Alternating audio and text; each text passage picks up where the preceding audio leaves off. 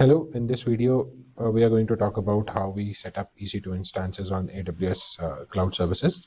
And उसको setup करने के लिए what we are going to do is इसमें we have to go in this main menu and we are going to go into the compute and from there we can go and open EC2. अब यहाँ पे सबसे important चीज़ ये है कि कई बार हमें शुरू में नहीं पता होता कि कौन सी कैटेगरी में we can find the EC2 service. In the such case हमारे पास ये search bar given है.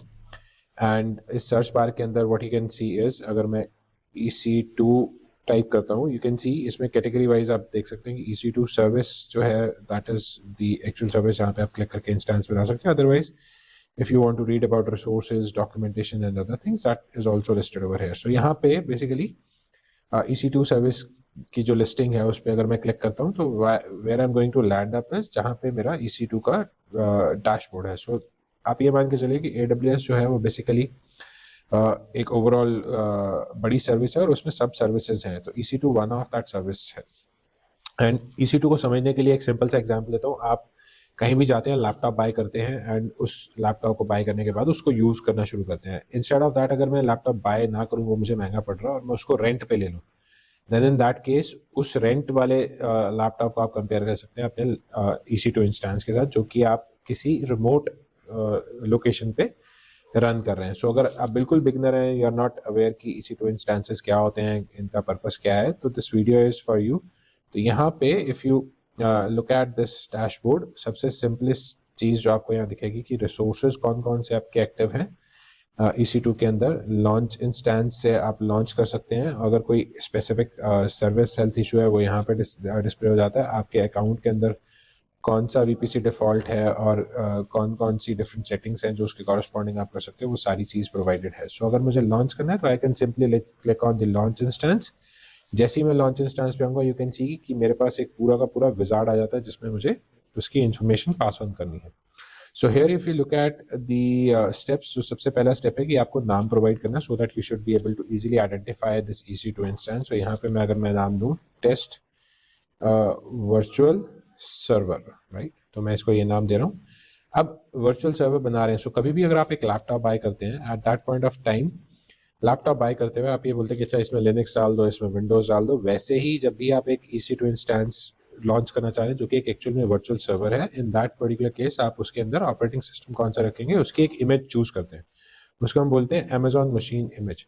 एंड ये जो Amazon मशीन इमेज है, ये प्री इंस्टॉल्ड कुछ सॉफ्टवेयर उसमें रखे हुए हैं, that you can actually work it out. So अगर मैं Amazon लिनक्स को चूज करता हूँ, वहाँ पे भी उस AMI के Amazon मशीन इमेज को AMI भी बोला जाता है, तो उस Amazon मशीन इमेज के वेरिएशंस भी मैं देख सकता हूँ. सो अगर आप देखेंगे जो बाय डिफॉल्ट सिलेक्टेड है वो है बेसिकली बिल्कुल बेसिक लिनक्स, जिसको कि Amazon ने थोड़ा मॉडिफाई करके अपने हिसाब से किया हुआ है. एंड अगर आप और फर्दर लिस्ट में देखेंगे तो एक डीप लर्निंग एनवायरनमेंट को सपोर्ट करने के लिए जो कि PyTorch बेस्ड है, उसी तरह TensorFlow बेस्ड है एक डीप लर्निंग का एनवायरनमेंट. उसी तरह अगर आप फर्दर देखेंगे न्यूरॉन बेस्ड है.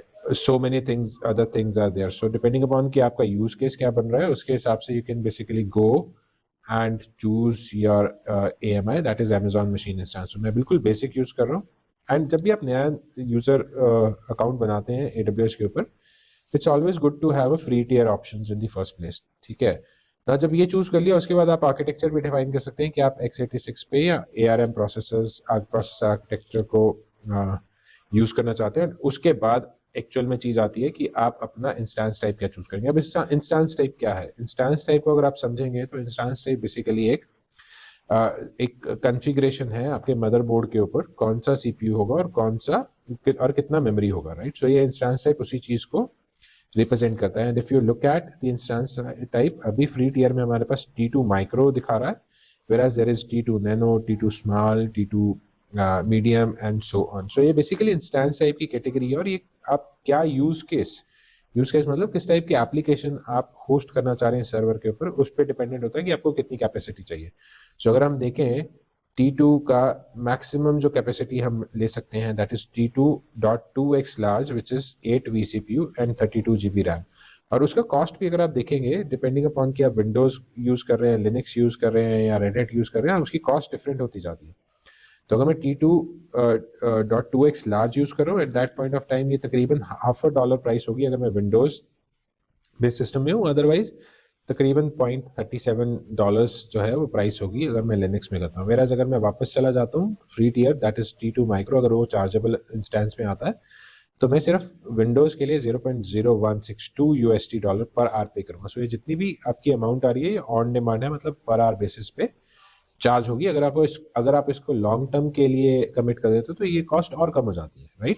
अब मुझे कैसे पता कि कौन सा इंस्टांस टाइप यूज करना है, तो मैं यूज करना चाहिए और कैसे पता कि किसकी कॉन्फ़िगरेशन का है, तो उसके लिए आप कर सकते हो AWS इंस्टेंस टाइप्स, राइट। सो जब मैं इसको सर्च करता हूँ तो पहला लिंक आ जाता है Amazon EC2 instance type compute.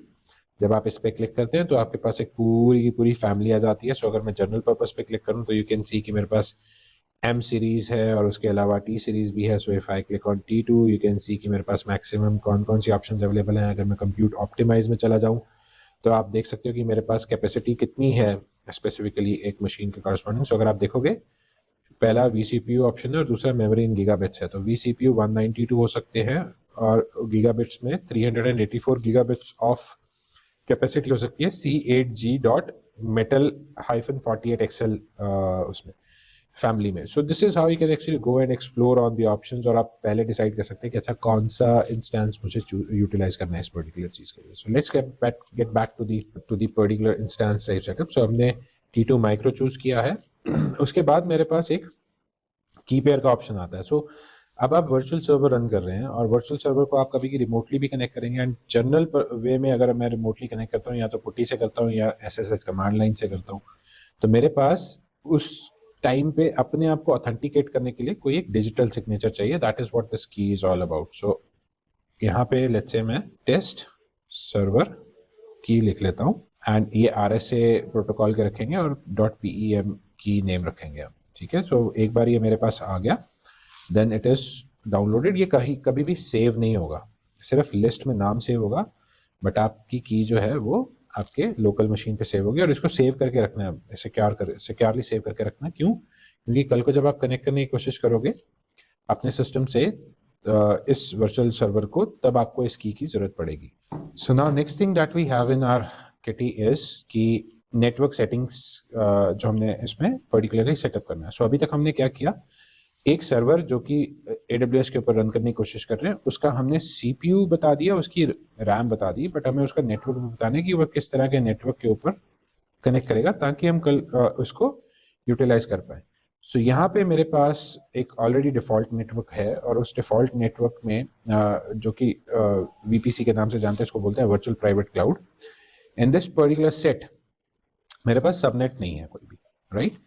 तो डिफॉल्ट नेटवर्क ना यूज करके we can utilize some other network from our list and that could be let's say netter VPC, ठीक है। So this is one of the network that we can create. अगर हमारे पास network नहीं है तो हम इस नेटवर्क को बना सकते हैं, that is by using the VPC service. So मैं इसमें नेटर VPC यूज करूंगा एंड नेटर VPC के अंदर we will have multiple subnets. So because किसी भी नेटवर्क को अगर आपको कैटेगराइज करना है तो सबनेट्स पे कैटेगराइज होगा। इसके रिगार्डिंग आप अगर पढ़ना चाहें तो CIDR बेसिकली वे है इसको सबनेटिंग करने के लिए, that you can basic read about. So क्योंकि मैं इसको वेब सर्वर बनाना चाह रहा हूँ तो मैं इसको एक पब्लिक नेटवर्क में, पब्लिक सबनेट में I will put this thing into work. Now here क्योंकि ये वेब सर्वर होगा तो एक पब्लिक IP भी मुझे असाइन करना पड़ेगा। Now what is public IP?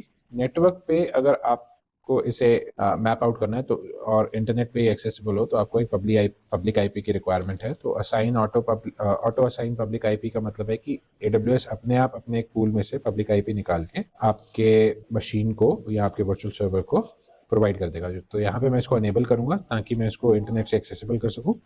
Then there are two ways, security group अगर आप बना रहे हैं तो सिक्योरिटी ग्रुप क्रिएट भी कर सकते हैं और एग्जिस्टिंग सिक्योरिटी ग्रुप भी एक लिस्ट में से यूटिलाइज कर सकते हैं। तो अगर मेरे पास लिस्ट में होगा तो मैं यूज कर सकता हूँ, अदरवाइज मैं नया बना सकता हूँ।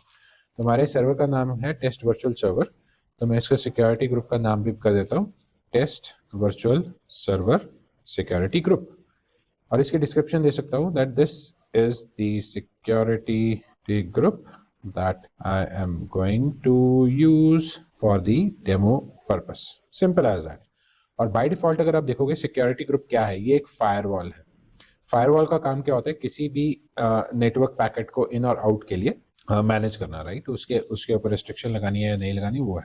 तो सिक्योरिटी ग्रुप में हमेशा आपको अलाउ करना पड़ता है inbound traffic, outbound traffic is always allowed. So inbound traffic के लिए अगर आप देखोगे मेरे पास SSH ऑलरेडी प्रोवाइडेड है। सो SSH क्यों? ताकि मैं इस वर्चुअल सर्वर को कनेक्ट कर सकूं, और बाय डिफॉल्ट वो पोर्ट, उसका जो पोर्ट रेंज है that is 22। Why? Because SSH के लिए ये 22 पोर्ट रेंज जो है वो मैप हो चुकी है। वेरा सोर्स टाइप में एनीवेयर, मतलब इंटरनेट से आप कहीं से भी एक्सेस कर सकते हैं। इन केस अगर मैं कस्टम प्रोवाइड करता हूँ तो मेरे CIDR या सिक्योरिटी ग्रुप के प्रीफिक्स लिस्ट में से मैं उसको यूज कर सकता हूँ। यहाँ जो मेरा एग्जिस्टिंग IP है उसको मैं यूटिलाइज करके इस वर्चुअल सर्वर को एक्सेस कर सकता हूँ। और यहाँ डिस्क्रिप्शन में अगर मैं देना चाहूँ, this is going to be for the inbound traffic of test virtual server. Okay, so अब यहाँ पे अगर मैं चाहूँ तो मैं एक और सिक्योरिटी ग्रुप ऐड कर सकता हूँ। सो सिक्योरिटी ग्रुप में रूल ऐड करने का मतलब यही होता है कि आप उतने टाइप ऑफ ट्रैफिक को अलाउ करते हैं। सो अगर मैं यहाँ पे देखूँ तो मेरे पास लिस्ट काफ़ी लंबी है बेस्ड ऑन कौन सी सर्विस मैं अलाउ करना चाह रहा हूँ। कुछ प्री डिफाइंड सर्विसेज हैं। सो लेट्स से मैं ऑल ICMP पैकेट्स को अलाउ करता हूँ, जो कि हर एक पोर्ट रेंज के ऊपर कर सकते हैं। जनरली ये पिंग वगैरह के लिए यूज किया जाता है। And apart from that anywhere custom and my IP आपको पता ही है। सो मैं एनीवेयर से इसको सेटअप करूंगा so that from internet I should be able to have the ping for this particular server. So यहाँ पे this is for the purpose of testing the server for ping। ping किस पे करेगा? जो मुझे ये IP असाइन होगा उस पे पिंग करेगा, राइट। एंड देन इसके एडवांस कॉन्फ़िगरेशन में अगर मैं देखता हूँ तो नेटवर्क इंटरफेस कार्ड की इन्फॉर्मेशन है, जहाँ पे मैं प्राइमरी IP जो कि स्टैटिक दे सकता हूँ, सेकेंडरी IP भी दे सकता हूँ अगर by chance primary IP is not available, and other interface related information can also be put here, and in case if I want I can add more network interface to it, अगर ये gateway की तरह behave कर रहा है आपके subnet के ऊपर। Then configuration storage, right. So अभी हमने नेटवर्क सेटअप कर लिया। नेटवर्क सेटअप करने के बाद कॉन्फ़िगर स्टोरेज बेसिकली आपकी जैसे हार्ड ड्राइव है उसमें C ड्राइव हो गया, उस तरह का रूट वॉल्यूम मुझे ऐड करना होता है। So I can have minimum 8 GB क्योंकि मेरा Amazon Linux है, और I can have more storage added to it. And इसके अलावा भी अगर मुझे वॉल्यूम ऐड करना है I can just click on adding the volume and I can have more number of volumes added to it. और ये EBS आता है basically. So EBS stands for elastic block storage. तो मुझे यहाँ नहीं अभी रिक्वायर्ड है, तो I am just keeping it 16 GB। और उसमें भी अगर मुझे ऑप्शन देखने की किस तरह की SSD या HDD मुझे यूज़ करना है, that I am going to choose from the list. जैसे ही मैं इसको चेंज करूँगा आप देखोगे इसके IOPS में डिफरेंस आ रहा है, राइट। और ये नॉट एनक्रिप्टेड है। अब इसके अगर मैं एडवांस पे क्लिक करूंगा you will be able to see कि अच्छा वॉल्यूम जो मेरा है EBS का, उस वॉल्यूम में कौन सा टाइप है, क्या IOPS है, डिलीट करना है कि नहीं करना है, एनक्रिप्ट करना है कि नहीं करना है। तो ये सारी ऑप्शंस मेरे एडवांस पे क्लिक करने के एडवांस ऑप्शन के ऊपर क्लिक करने पे विजिबल हो जाती है। सो डिपेंडिंग अपॉन आपका यूज केस क्या है, किस तरह का डेटा आप उसके ऊपर स्टोर करना चाह रहे हो, बेस्ड ऑन दैट ये सेटिंग्स आप यहाँ पे कर सकते हो। सो मैंने कुछ नहीं किया, कॉन्फ़िगर स्टोरेज पे एडवांस दिखा रहा है, एडवांस पे क्लिक किया and then it is going to give me more options, right। अगर आप इसके अलावा कोई फाइल सिस्टम ऐड करना चाहते हो जो कि NAS बेस्ड सिस्टम होता है तो EFS that is elastic file storage या FSX आप इसमें ऐड कर सकते हैं। तो उसके लिए आपको ये नया क्रिएट करना पड़ेगा file system, right. So you have to go to that specific service और उसको ऑन करके देन आप ऐड करेंगे। इसके अलावा आपके पास एडवांस डिटेल्स भी आप सेटअप कर सकते हो, जहाँ पे आप लेट्स से अगर आप ऑर्गेनाइजेशन लेवल रन कर रहे हो डोमेन डायरेक्टरी, तो that you can join over here. तो मेरे पास अभी कोई डायरेक्टरी नहीं है, it will not show any. यहाँ पे अगर कोई रोल एसोसिएट करना हो IAM का, that you can associate role. अगर एप्लीकेशन के हिसाब से अगर आप उसको कोई प्रोविजंस ऑथराइजेशन देना चाहते हो, अब होस्ट नेम देना है IP के साथ या रिसोर्स नेम देना है, that you can select. Then in case if you want to enable the resource based IPv4 for DNS request, that can also be set। ये basically अगर आपको DNS पता है तो उसके A records की तरह काम करता है। Then अगर by any chance आपका सिस्टम जो है सिस्टम जो है वो किसी फॉल्ट की वजह से it has been gone down, तो अगर आप ऑटो रिकवरी करना चाहते हो then you can select it from here. Shut down behaviour means अगर आप अपने विंडोज लैपटॉप या लिनक्स लैपटॉप को जैसे शट डाउन करते हो तो आप उस शटडाउन पे क्या करना चाह रहे हो, क्या आप इस वर्चुअल सर्वर को डिलीट करना चाह रहे हो। अगर डिलीट करना चाह रहे हो तो आपको टर्मिनेट यूज करना पड़ेगा। अगर आप उसको सिर्फ डिलीट ना करके सिर्फ स्टॉप करके उसको लिस्ट में, इंस्टेंस लिस्ट में बाद में दोबारा से रन करना चाह रहे हो, then it should be stop. Similarly there is a hibernate behaviour, termination protection is also there. So by default ये डिसेबल होती है। अगर मैं इसको एनेबल करता हूँ it will ask me for deleting the particular service and so on, right. इसी तरह अगर मुझे GPU अटैच करना है, that can also be attach along with this particular virtual server. Then अगर कोई क्रेडिट स्पेसिफिकेशन करनी है या प्लेसमेंट ग्रुप अगर आपने कोई क्रिएट किया हुआ है उसके कॉरस्पॉन्डिंग इसको असाइन करना है। इसी तरह से अगर आपको बैंडविड्थ, क्योंकि ये T2 माइक्रो इंस्टेंस है तो I will not be able to have some instance bandwidth configured separately. तो ये सारी ऑप्शंस जितनी भी हैं आपकी इस वर्चुअल सर्वर की फंक्शनैलिटी को इम्पैक्ट करती हैं। So if you look at capacity reservation, tenancy, RAM disk ID, kernel ID, so whatever the things that you select, based on that you will be able to have the behavior from the virtual server जो आपने यहाँ पे run किया है। And सबसे last में जो चीज आती है that is this user data. अब यूजर डेटा बेसिकली क्या है, ये सेट ऑफ बैश कमांड्स होती हैं अगर आप लिनक्स में हैं तो बाय डिफॉल्ट आपके वर्चुअल सर्वर के रन होते ही आप कौन सी कमांड्स को रन करना चाहते हो, this is what you put over here, और ये टर्मिनल में रन हो, so that you can explore in the advance version. So अभी इस वीडियो के लिए मैं इतना ही रखता हूँ, यही कॉन्फ़िगरेशंस रखते हैं। तो अब सारी कॉन्फ़िगरेशंस हो चुकी हैं। Just to give you a review, name दिया है, ऑपरेटिंग सिस्टम चूज किया है, ऑपरेटिंग सिस्टम का आर्किटेक्चर दिया है, कौन सा vCPU और कौन सा रैम आप यूज़ कर रहे हैं वो दिया है।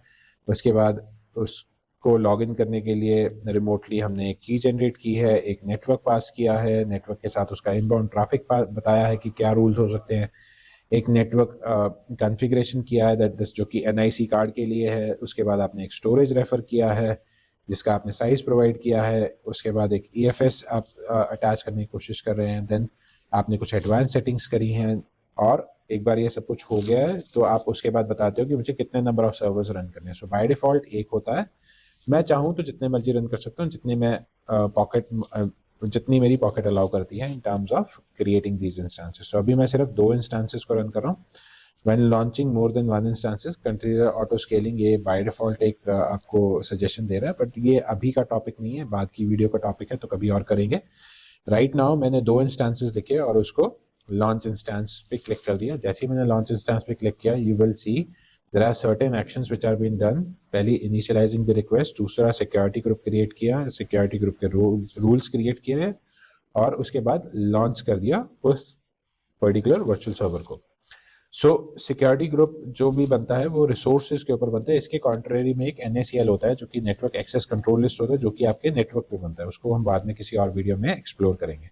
नाउ जब ये सारा आपका क्रिएट हो गया, now you can see success लिखा आ गया और successfully initiated launch of instances is been given, और उनकी एक ID जनरेट हो गई है। अब मुझे कैसे पता कि क्या ये लिस्ट कहाँ पे है, तो यहाँ तो मैं यहाँ ऊपर टॉप पे आके इंस्टेंसेस पे क्लिक करूंगा, it will bring me back to this list. आप यहाँ पे देख सकते हैं कि आपने 2 टेस्ट सर्वर्स बनाए हैं, दोनों की अपनी अपनी ID है, वो अभी इनिशियलाइज हो रहे हैं। दोनों के इंस्टेंस टाइप T2 माइक्रो है। किसी एक अवेलेबिलिटी जोन में वो आपके कन्फिगर हुए हैं, उसके बाद उसका पब्लिक IPv4 DNS अलाउ हो गया, and this is what we have chosen. IP name जो अगर आपको याद हो, उसके बाद एक पब्लिक IP भी उसको पूल में से असाइन हो गया, एंड और भी आपकी फर्दर कॉन्फ़िगरेशंस प्रोवाइडेड है। So this is how you can come up to this instance launch. अब यहाँ पे लॉन्च तो कर दिया इंस्टेंस, अब इससे कनेक्ट कैसे करेंगे, मुझे कैसे पता ये लॉन्च हो गया। तो what I can do is I can just simply select one of the instance, और आप यहाँ ऊपर टॉप में आएंगे, there are 2-3 buttons which are been given, उसमें एक connect करके बटन है। So if you click on this connect button, you will be taken to one more of options. So यहाँ पे एक EC2 instance connect है, and you can see कि ये उस instance को connect करने के लिए एक मेरे पास एक wizard है, and here the public IP address has been given, और उसका यूजर नेम भी मेरा प्रोवाइडेड है। तो अगर मैं इसको यहीं पे कनेक्ट क्लिक कर दूंगा, you will see कि मेरा एक और टैब ओपन होता है, और इस टैब को ओपन होते ही मेरे पास उस AWS इंस्टेंस का जो पर्टिकुलर कंसोल है वो ओपन हो जाता है, and here you can just simply click and type in, let's say if I say ls command, this is working. If I go and check on, let's say if I create one more file, so let's say I write touch and test.txt file. अब यहाँ पे if I say again ls, you can see a file has been created. अगर इसको मुझे edit करना है तो I can write nano and test.ext, and here it is going to take me to this editor. This is where we are going to write the test text, right? अब ये करने के बाद अगर मैं control X करता हूँ, right? So if I say control X, it is going to ask me कि क्या आपको इसको modify करना है. I'll say yes. So file name to write is test.ext and जब मैं ls दोबारा करता हूँ तो आप देख सकते हैं test.ext अवेलेबल है, और इसको अगर मैं कैट करूँगा test.ext then it is going to be there, that text is there. So similarly अगर आप यहाँ पे लिखेंगे sudo, क्योंकि ये लिनक्स अमेजोन का कस्टम लिनक्स है, sudo yum update, तो यू कैन सी कि अपने आप उसकी रिपोजिटरी में से अपडेट करने की कोशिश करेगा. And now if you want to install something, you can basically go and install from this particular command line because ये internet enable है. So अगर if I try to do ping www.google.com, you can clearly see that it is able to ping the Google's server from here, right? So that's one of the beauty of having this kind of instance. Not only this, you can also connect to this instance by using your local SSH client. So here you can see I have a local SSH client over here. उसके corresponding मेरे पास पूरा step by step procedure दिया हुआ है how I can do that. So अगर मैं आपको दिखाऊं, मेरे पास terminal के अंदर I can just go and run this particular command. So मैं इसको थोड़ा सा आपके लिए बड़ा कर देता हूं.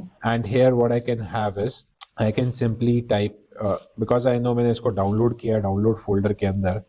So what I'm going to do is I'm going to go to CD downloads. So this is my CD download, and I know I have to give the reading rights to this particular file. So read and execute right. So मैं ये command copy करूँगा और यहाँ simply paste कर दूँगा. So chmod अगर आपको command नहीं पता, I request you to please go and read about this command and what is the meaning of this 400. Basically हमने read और execute के rights दिए हैं. And then हमने इसको connect करना है इस particular public DNS के ऊपर. So you can see EC2-34-229-225-197 ये मेरा IP एड्रेस है, public IP address, and rest of the मेरा डोमेन नेम है. सो अगर मैं इसी कमांड को यहाँ से कॉपी कर लेता हूँ, so if you see it says command is there SSH-i and then मेरी की का नेम है, उसके बाद followed by user@the machine name. Okay, so यहाँ पे अब मैं इस कमांड को जस्ट सिंपली पेस्ट कर दूंगा and you will be able to see कि मेरे पास ये कमांड अगर मैं एग्जीक्यूट करूंगा, it is going to look for this particular server on the internet, and जो भी मेरी फिंगरप्रिंटिंग जो भी मेरी की है उसके बेसिस पे it is going to ask me that okay this is what is going to be your connection, and because this is by the unknown user, so it is going to give you some warning and all. अब यहाँ पे अगर मुझे test करना हो कि क्या ये यही सर्वर है जो हम यहाँ यूज कर रहे थे, तो let me just open it for you and you can सी अगर मैं यहाँ पे ls कमांड लिखता हूँ एंड यू कैन सी कि मेरे पास test.ext है. अगर मैं इसको कैट करके दिखाता हूँ test.ext, you can also see over here. So this is where we are going to write the test text, right? So that's the same text that we have written over here. अगर आपके लिए मैं एक file बनाया था, so touch file created through ssh.txt, and अगर मैं वापस इस कंसोल पे आता हूँ और ls करता हूँ तो आप देख पाएंगे कि एक फाइल और क्रिएट हो गया, that is file created through ssh. So this is how you have two different ways to connect to this particular machine. How do you exit? So if I say okay, so यहाँ पे एक behavior और देख लेते हैं. हमने बोला था कि अगर मैं shut down करता हूँ तो stop हो जाना चाहिए instance. So अगर मैं let me check if I am not wrong at the command. So sudo shut down. So what it says, shutdown is scheduled for this particular time. So right now this is 13:59 as per the North Virginia time. So अगर मैं क्योंकि हम इसको North Virginia में run करें, so time भी उसके हिसाब से दिखाता है. Alright, so right now what you can see is कि 1 मिनट के बाद इसको shut down हो जाना है, and right now the power off is happening and remote connection close हो गया है. And here you can see over here, if I come back to the instances and if I try to refresh this, so it is right now stopping, and that stopping is going to be completed within some time, right? So इस तरह से आप अपने instances को close and off भी कर सकते हैं. So I think this is good enough for this particular video कि हमने एक system को एक वर्चुअल सिस्टम को क्रिएट किया, हमने उस वर्चुअल सिस्टम को रिमोटली कनेक्ट भी करके देखा, उसमें कुछ चेंजेस किए और उसको शट डाउन भी करके देखा और उसका बिहेवियर भी देखा कि वो बिहेवियर क्या करता है आपके रियल वर्ल्ड इंस्टेंसेस के ऊपर. सो this is how I believe you guys can understand कि आप एक वर्चुअल सर्वर को रन करके EC2 सर्विस के ऊपर अपनी एप्लीकेशंस को होस्ट कर सकते हो और अपनी एप्लीकेशंस को स्पेसिफिकली एक्सेस भी कर सकते हो, right? So that's what is the beauty of running the things on the remote. और कितनी देर के लिए रन किया आपके सामने, जितनी देर ये वीडियो हमने क्रिएट करने के बाद उस पर कुछ एक्शंस किए, उतनी देर के लिए हमने इस सिस्टम को यूज किया है। And as soon as I am done with all my services, I can simply come to this instance state, क्योंकि हम सिर्फ टेस्टिंग के लिए यूज कर रहे हैं। अगर लर्निंग के लिए यूज कर रहे हैं तो we should, it is recommended कि अगर आप उन रिसोर्सेज को दोबारा यूज नहीं करेंगे, you should go and terminate those resources. Otherwise you can simply stop those resources. So जैसे ही मैं इस रिसोर्स को स्टॉप करूंगा, stop the instances, it is asking me for the confirmation कि स्टॉप आपने करना है कि नहीं है। As soon as I do this, you can see इस instance state is change to stop. And here if I go to volumes, you can सी मेरे पास 2 volumes already पड़े हैं। क्यों? क्योंकि हमने उसको टर्मिनेट नहीं किया है, right? So I hope it makes some sense to you guys कि जो हमने EBS के रिसोर्सेज बनाए थे वो एज अ वॉल्यूम आपके अलग से आते हैं और दोनों 16 GB के वॉल्यूम है। Now this is kind of correlation that we have between the instances and the volumes. और इसके अलावा अगर आपने कोई स्नैपशॉट लिया हो, लेट्स से आप उसको बैकअप कर रहे हो, तो वो स्नैपशॉट वगैरह में दिखाता है। और सिक्योरिटी ग्रुप जो हमने बनाया था वो सिक्योरिटी ग्रुप सेक्शन में होगा। सो ये जो लेफ्ट हैंड साइड का आपका पूरा मेन्यू है, ये लेफ्ट हैंड साइड का मेन्यू जो है वो आपका प्योरली डिपेंड करता है कि EC2 इंस्टेंस बनाते हुए आपने कौन कौन सी कॉन्फ़िगरेशंस करी हैं, और उसके अकॉर्डिंग आपकी वो कॉन्फ़िगरेशन सेपरेटली इन सेक्शंस में दिखेंगे। So my humble request is कि अगर आपने वीडियो यहाँ तक देख लिया और आपने साथ साथ में अगर प्रैक्टिस करने की कोशिश करी है, वेरी गुड। नहीं तो आप जाइए AWS अकाउंट बनाइए और आप प्रैक्टिस करिए and try to understand what this particular platform is. It's very important कि आप प्रैक्टिस करें, तभी आप इसको समझ पाएंगे कि कैसे आप एक EC2 इंस्टेंस को रन करके और बिना एक कैपिटल एक्सपेंडिचर किए एक सर्वर रिसोर्स को यूज कर सकते हैं रिमोट इंफ्रास्ट्रक्चर पे, जो कि पब्लिकली अवेलेबल है from AWS cloud, where AWS stands for Amazon Web Services. So thank you very much for watching, guys. I look forward for your feedback. If you really like this video, please hit the like button on the video. It will really let us know that we were able to do some impact for you. So thank you very much and see you in next video. Bye bye.